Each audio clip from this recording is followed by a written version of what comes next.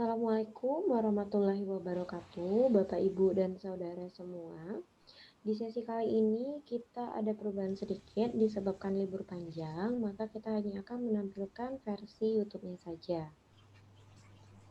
Dalam cangkrukan sehat ala Dr. Libriansyah kali ini, kita akan sharing mengenal lebih dekat insulin tentang mitos dan fakta insulin itu sendiri. Untuk mempersingkat waktu, kita mintakan Dr. Libriansyah untuk memulainya. Silakan, Dok. Terima kasih, Dr. Alfadea, Bapak Ibu yang saya hormati, bahwa dalam cangkruan sehat ala Dr. Libriansyah edisi ke-6 kali ini, kita akan coba untuk melakukan versi YouTube-nya saja, dan judulnya seperti apa yang telah disebutkan tadi, yaitu mengenal lebih dekat insulin, apakah itu sebuah mitos dan bagaimana fakta yang kita dapatkan. Tetapi sebelumnya, seperti biasa, izinkan saya memperkenalkan para pengelola dari cangkruan sehat ala Dr. Libriansyah ini, yaitu pertama sebagai host adalah Gerdaning Tias Jatmiko, sarjana psikologi, master psikologi, dia adalah seorang psikolog. Dr. Egas Kartika, dan yang tadi adalah Dr. Alfadea Irba Aliza Putri Libriansyah. Sedangkan saya sendiri adalah Dr. Libriansyah, SPP DMM Binasim. Berbicara tentang insulin, maka kita akan mencoba memulai secara definisi dahulu. Apa itu insulin? Insulin adalah hormon yang dihasilkan oleh sel beta pankreas. Jadi pankreas ini ada dua yang utama selnya, yaitu sel alfa dan sel beta pankreas. Hormon ini atau insulin ini disekresikan atau dikeluarkan sebagai respon terhadap masuknya gula atau zat-zat yang meningkatkan kadar gula darah seperti asam amino misalnya ke dalam tubuh kita. Respon normal ditandai dengan tingkat basal. Artinya pengeluaran insulin itu tidak terlalu tinggi. Tetapi dia akan mencapai puncaknya atau berespon secara cepat dan kuat itu manakala ada rangsangan makanan yang masuk, baik itu misalnya dimakan pagi, makan siang, makan malam. Sedangkan ini adalah profil stabil daripada insulin yang dikenal sebagai insulin basal. Bapak Ibu semua tentu timbul pertanyaan, kenapa sih harus insulin yang dipakai dalam pengobatan utama daripada diabetes? Kita ketahui bahwa dari hasil penelitian yang disampaikan oleh Nathan tahun 2009, dan itu masih berlangsung sampai sekarang, artinya masih diakui sampai sekarang, bahwa manakala menggunakan monoterapi atau satu obat saja, baik itu obat-obatan yang oral maupun obat-obatan yang dengan injeksi, didapati bahwa potensi penurunan HbA1c itu yang tertinggi adalah insulin. Sekali lagi, yang tertinggi adalah insulin. Nah, kita ketahui bahwa dari cangkruan-cangkruan kita yang sebelumnya, penurunan 1% saja HbA1c menyebabkan berkurangnya potensi untuk dilakukan tindakan, misalnya amputasi, itu sampai 34% akibat komplikasi yang diakibatkan oleh diabetes secara kronis. Jadi ini sangat bermakna sekali. Makanya insulin itu merupakan pilihan utama. Dari algoritma atau tata laksana diabetes tipe 2 yang dikeluarkan oleh Perkeni tahun kemarin, tahun 2019, dan ini mulai diberlakukan di tahun 2020, itu seperti awalnya adalah modifikasi gaya hidup, tetapi manakala HbA1c-nya sudah mencapai 7 atau lebih dan bisa sudah masuk dalam tatanan apa yang disebut dengan pemberian insulin basal. Tadi insulin basal tadi sudah saya jelaskan di awal tadi. Insulin basal. Jadi sudah pada tempatnya, manakala sudah di atas 7 atau 7,5%. Di atas 7,5%. Nah, begini patokan utamanya, kira-kira manakala kadar gula darahnya masih tinggi, boleh saja sesudah modifikasi hidup dengan 1, 2 obat, 2 obat, atau 3 obat, kan begitu. Tetapi bisa langsung dilakukan inisiasi untuk pemberian insulin. Pemberian insulin yang lebih dini itu menyebabkan peningkatan atau tercapainya kontrol gula darah itu ke arah normal itu lebih cepat. Nah, ini tolong didiskusikan dengan dokter yang menangani bapak-bapak dan ibu-ibu semua. Diskusikan dengan baik kepada dokternya. Apa keuntungan daripada terapi insulin? Keuntungan daripada terapi insulin itu pertama bahwa diketahui insulin ini adalah obat tertua yang tersedia untuk pengobatan diabetes dan sudah melalui berbagai macam proses pengalaman yang banyak dari multisenter, bukan hanya testimoni-testimoni biasa, tetapi dilakukan oleh berbagai macam negara dari pusat pengelolaan atau pendidikan atau pelayanan kesehatan yang baik di seluruh dunia. Insulin ini juga sangat efektif dalam menurunkan kadar gula darah. Dan tidak ada dosis maksimal daripada penggunaan insulin. Tetapi dalam cangkruan saya yang sebelumnya, penggunaan insulin ini ada yang disebut dengan dosis optimal. Dosis optimal itu adalah antara 0,3 sampai 0,5 unit per kilogram berat badan dalam 24 jam. Jadi coba bayangkan kalau misalnya bapak-bapak ibu-ibu berat badannya 60 tetapi insulinnya sudah lebih dari 30 misalnya atau mendekati 60, itu tanyakan kepada dokternya kira-kira faktor apa yang menyebabkan sesuai dengan kondisi apa yang telah saya jelaskan di cangkruan sebelumnya, yaitu patogenesis daripada insulin. Lalu, efek insulin ini adalah menguntungkan terhadap kontrol trigliserid dan HDL. Kita ketahui bahwa dari cangkruan sebelumnya, trigliserid yang tinggi dan HDL yang rendah adalah salah satu faktor risiko terhadap terjadinya komplikasi dari diabetes. Alhamdulillah bahwa insulin ini sangat bisa menurunkan trigliserid dan yang lebih hebatnya lagi bisa menaikkan angka HDL yang dikenal sebagai kolesterol baik. Pada posisi sekarang, insulin ini digunakan, dosis kecil insulin saja sudah dapat membantu kita dalam mengatasi inflamasi atau proses peradangan yang bisa ditemui pada saat-saat sekarang ini.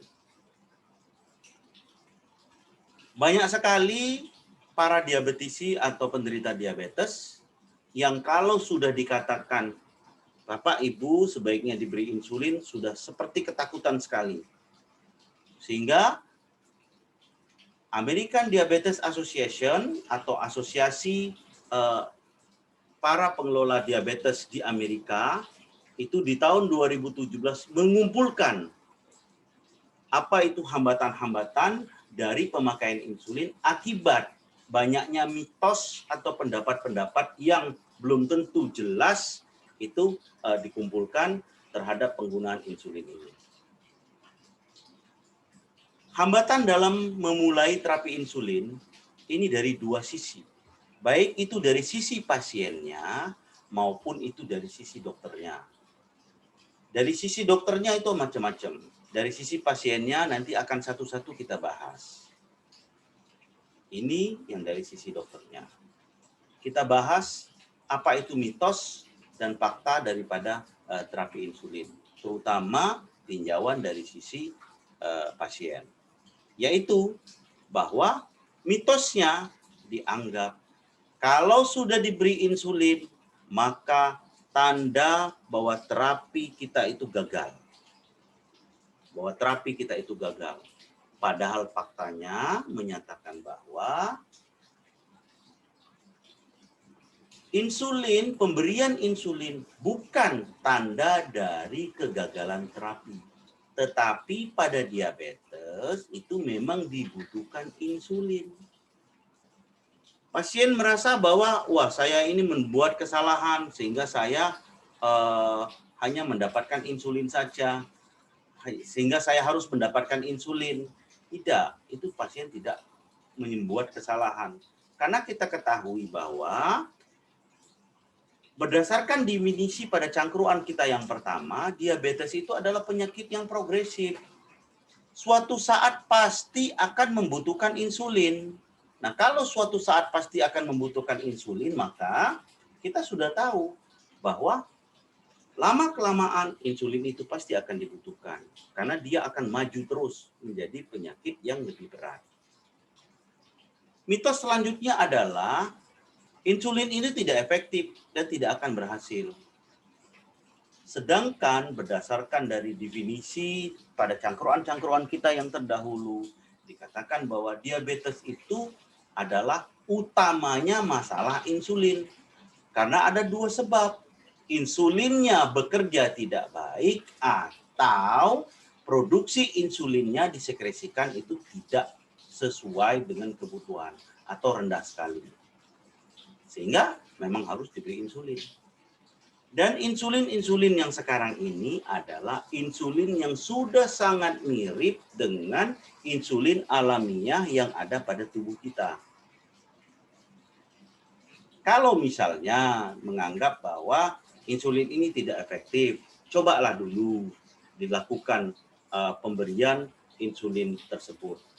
Sebagian besar daripada pasien-pasien kita, dan itu banyak dilaporkan, bukan hanya pengalaman pribadi, tetapi itu banyak dilaporkan bahwa kalau pasiennya sudah mendapatkan insulin, dalam cobaan yang pertama, jarang sekali pasien itu mau melepaskan penggunaan insulinnya.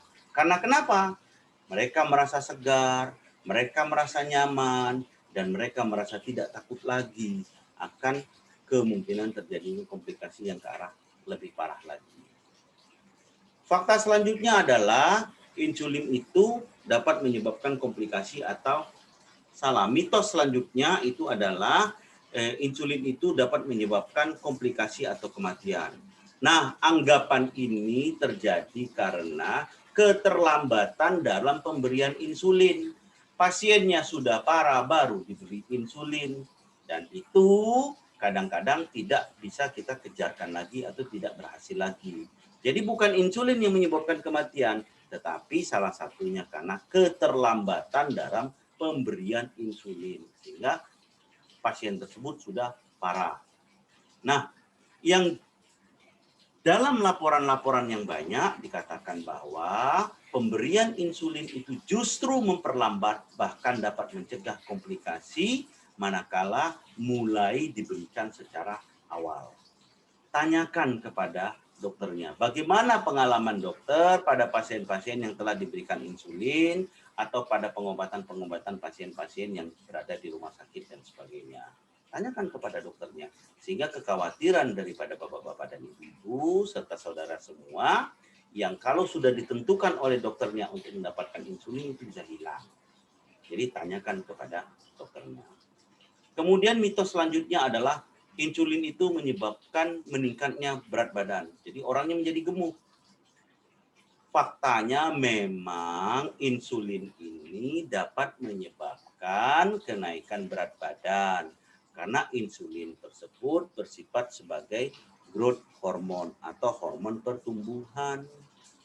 Jadi memang dia bisa menyebabkan peningkatan berat badan. Bahkan insulin ini digunakan secara indikasi kuat pada pasien-pasien yang diabetes tipe kurus untuk mencapai target berat badan yang optimal.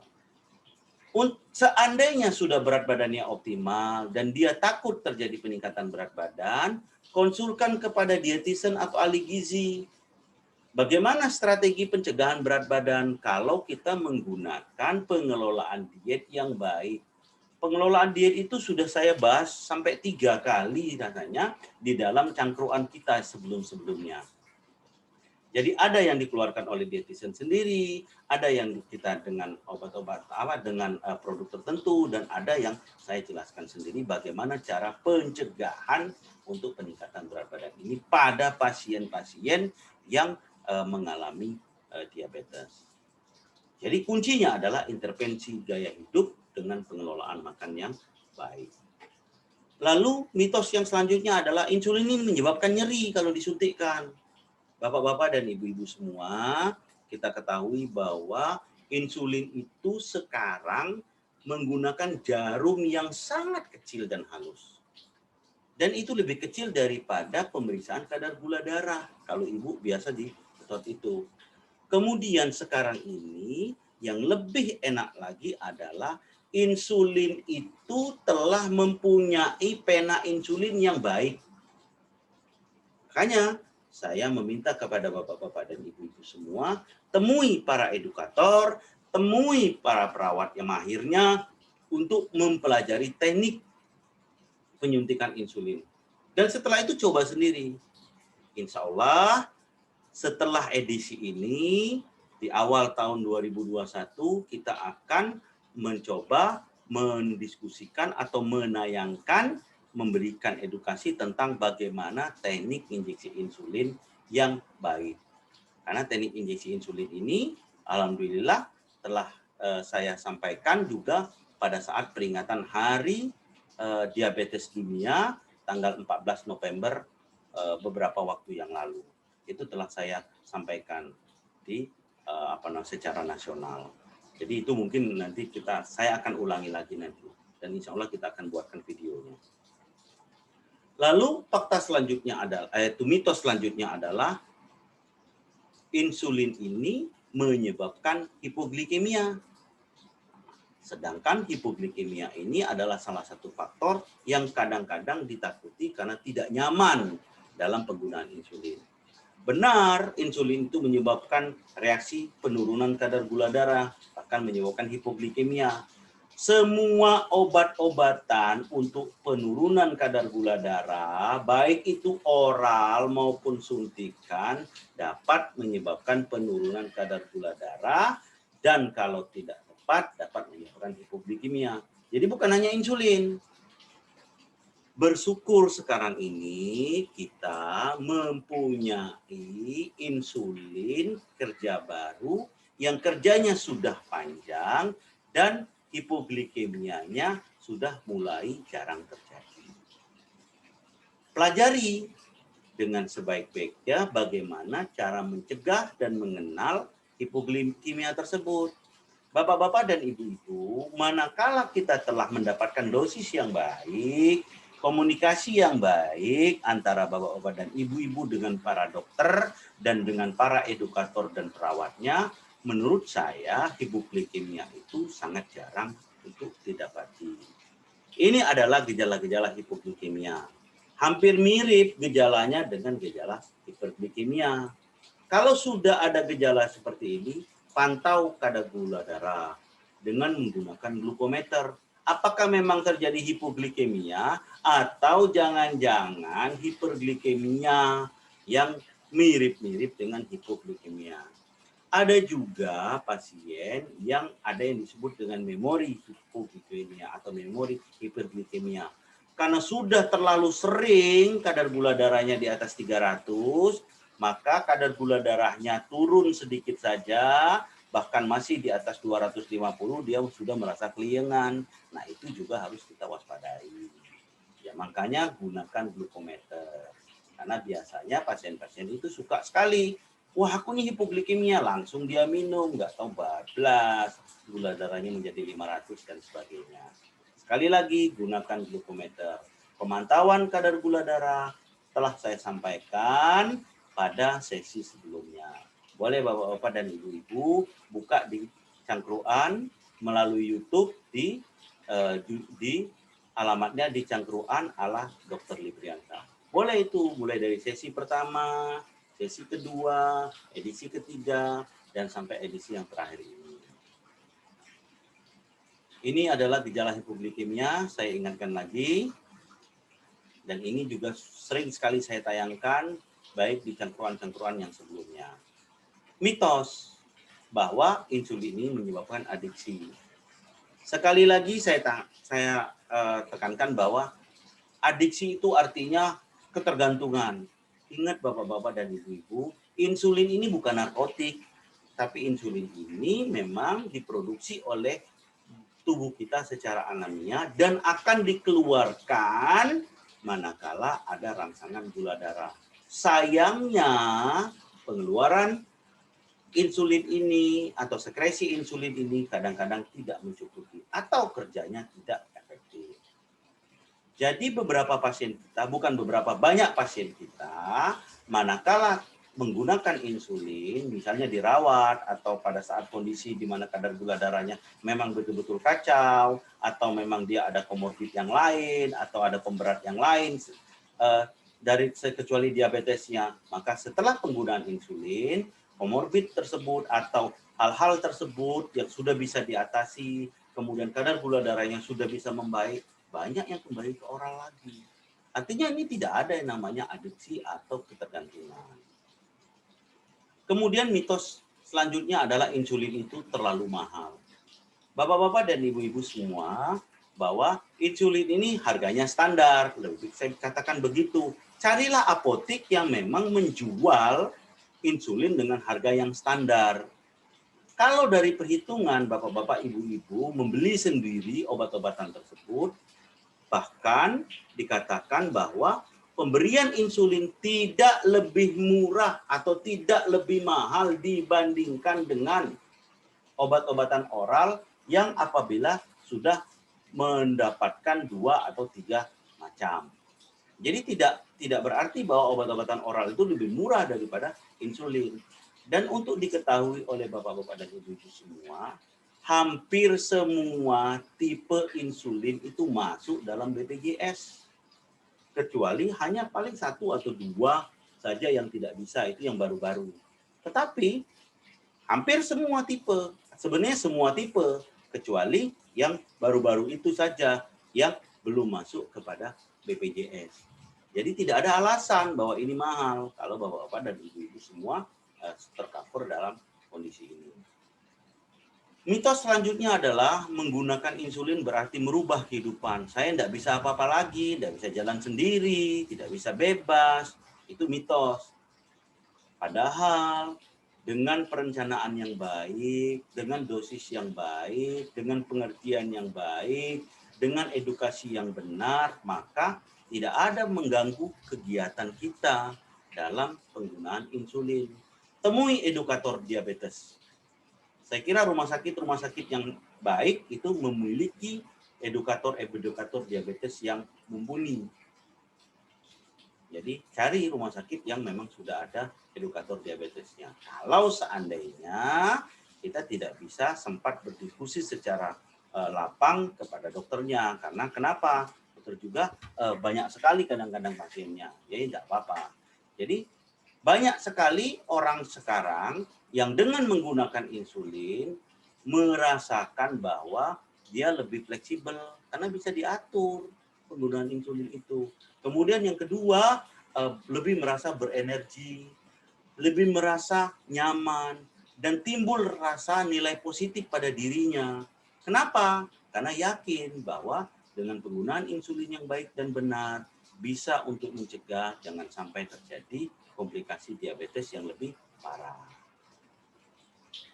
Ada lagi yang mengatakan bahwa mitosnya adalah insulin itu harus disimpan di kulkas, sehingga nggak bisa dibawa kemana-mana. Tidak, Bapak-bapak dan Ibu-ibu, tergantung dari jenis insulin dan apakah insulin itu sudah dibuka atau belum. Maksud sudah dibuka atau belum, sudah dipasang jarumnya atau belum. Kalau itu belum dipakai, memang harus disimpan di refrigerator. Tapi kalau dia sudah sudah pernah dipasang jarumnya dan sudah pernah dipakai, maka itu bisa ditempatkan di suhu ruangan. Tentu tidak boleh ditaruhkan di suhu yang tinggi sekali, ekstrim panasnya atau ekstrim dinginnya, atau kena sinar matahari langsung. Makanya dia di dalam bentuk fan yang tertutup dengan rapi. Tanyakan kepada dokternya, minta insulin yang sesuai dengan pola kehidupan bapak-bapak dan ibu-ibu, serta dengan pola daripada penyakit atau tipe penyakit diabetesnya. Tanyakan dengan dokternya. Ada beberapa insulin yang sangat baik sekali dan tahan untuk ditempatkan di suhu ruangan. Kemudian mitos selanjutnya adalah menggunakan insulin berarti kita akan bebas makan. Tidak, kita ketahui bahwa insulin ini dari patogenesisnya adalah salah satu zat yang dari luar ya untuk mengontrol kadar gula darah. Pola makan yang jelek justru akan meningkatkan dosis insulin, penggunaan dosis insulin. Jangan lupa bahwa konsultasikanlah ini ke ahli gizi dan ingat pengelolaan makan adalah pilar yang sangat penting. Dari beberapa cangkruan saya terdahulu itu saya katakan bahwa pengelolaan makan adalah pilar utama. Karena seperti tadi di dalam pengelolaan diabetes yang dikeluarkan oleh Perkeni itu ada namanya pola hidup sehat. Pola hidup sehat itu salah satunya adalah pengelolaan makan. Selanjutnya adalah mitos bahwa kalau sakit insulin itu harus dihentikan. Nah, justru terbalik. Selama sakit itu apalagi akibat adanya infeksi, adanya peradangan, mana ditambah dengan stres, itu kadar gula darah kadang-kadang akan lebih meningkat. Sehingga justru dibutuhkan insulin itu. Beberapa kasus bahkan kalau dia sudah dapat insulin ditingkatkan, tetapi nanti akan diturunkan lagi dosisnya. Jadi itu salah ya Bapak Ibu. Jadi jangan harus di stop, justru harus dilanjutkan. Apalagi pada posisi yang sekarang ini, pada infeksi COVID ini, wah itu utama sekali penggunaan insulin manakala ada diabetes. Orang yang diabetes ada terkena infeksi COVID dan ada gejala, biasanya kita langsung memberikan insulin karena itu yang paling aman. Ini adalah jenis-jenis insulin yang ada di Indonesia. Baik itu insulin jangka pendek maupun insulin kerja cepat atau insulin kerja menengah, kemudian insulin kerja panjang atau malah insulin yang kerja ultra long, artinya yang panjang sekali. Bahkan nanti mungkin insya Allah kita akan ada insulin yang kerjanya sampai 1 minggu. Nah, itu adalah tipe-tipe insulin dan ini semuanya sudah ada di Indonesia kecuali insulin yang kerjanya sangat panjang tadi. Nah, untuk meringkasnya, maka di samping itu dari tipe kerjanya, ini ada juga insulin campuran. Apa itu insulin campuran? Insulin campuran adalah insulin yang bekerja untuk cepat dan onsetnya tidak lama serta digabung dengan insulin yang kerjanya panjang atau sampai 24 jam. Banyak dan ini Bapak-bapak dan Ibu-ibu semuanya mungkin penderita diabetes sudah mengenalnya.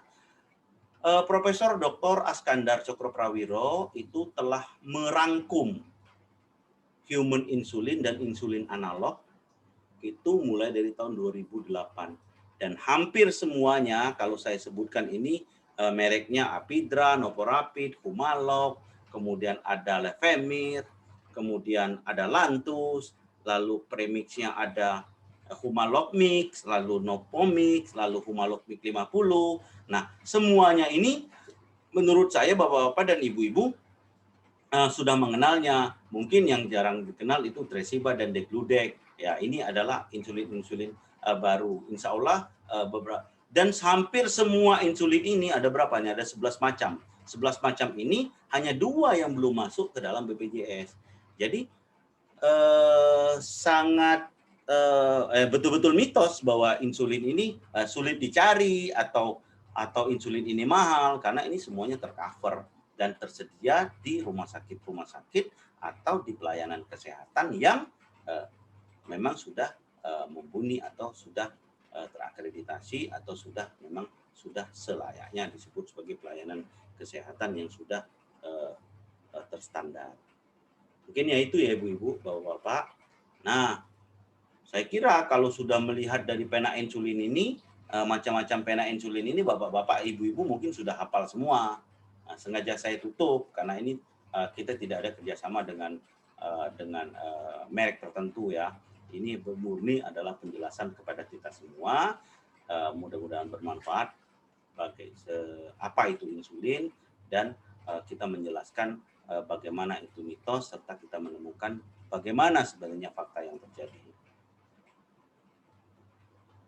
Kesimpulannya adalah diabetes ini adalah penyakit kronis dan makin lama dia bersifat progresif sehingga kebutuhan terhadap insulin kemungkinan besar akan tetap tercapai atau akan tetap ditemui. Jangan takut menggunakan insulin karena insulin itu bukan berarti bahwa terjadi kegagalan dalam terapi saja dan bukan kesalahan daripada bapak-bapak dan ibu-ibu, tetapi insulin itu digunakan sebagai terapi untuk jangan sampai timbulnya komplikasi lebih awal dan mudah-mudahan bisa mengurangi komplikasi kalau sudah terbentuk. Saat ini profil insulin itu sudah merupakan insulin yang mirip betul dengan insulin yang ada di tubuh kita profilnya, dan itu sudah sangat mudah sekali kita dalam memberikan insulin tersebut atau menginjeksikan insulin tersebut kepada tubuh kita. Saya kira demikian yang dapat saya sampaikan. Terima kasih kepada Bapak-Bapak dan Ibu-Ibu semua. Mohon maaf kalau seandainya ada yang kurang berkenan. Saya kembalikan kepada Dr. Alfadea. Silakan, Dok. Baiklah, terima kasih kepada Dr. Libriansyah atas presentasinya dan informasinya sangat menarik sekali. Baiklah Bapak, Ibu, dan Saudara sekalian, kami akhiri dulu sesi cangkrukan ala Dr. Libriansyah di tahun 2020 ini. Selanjutnya insya Allah kita akan berjumpa kembali pada tahun mendatang dengan materi judul teknik injeksi untuk insulin. Untuk materi-materi sebelumnya dapat diakses kembali di YouTube Cangkrukan ala Dr. Libriansyah. Kami mohon maaf apabila ada kekurangan dan kehilapan. Selamat tahun baru 2021. Salam sehat, sukses, dan bahagia selalu untuk kita semua. Assalamualaikum warahmatullahi wabarakatuh. Waalaikumsalam warahmatullahi wabarakatuh. Terima kasih. Kami akhiri Bapak-Bapak dan Ibu-Ibu untuk cangkruan sehat ala Dr. Libriansyah sesi di tahun 2020. Insya Allah kita berjumpa di tahun 2021. Mungkin ada perubahan nanti akan kita perbaiki. Terima kasih. Assalamualaikum warahmatullahi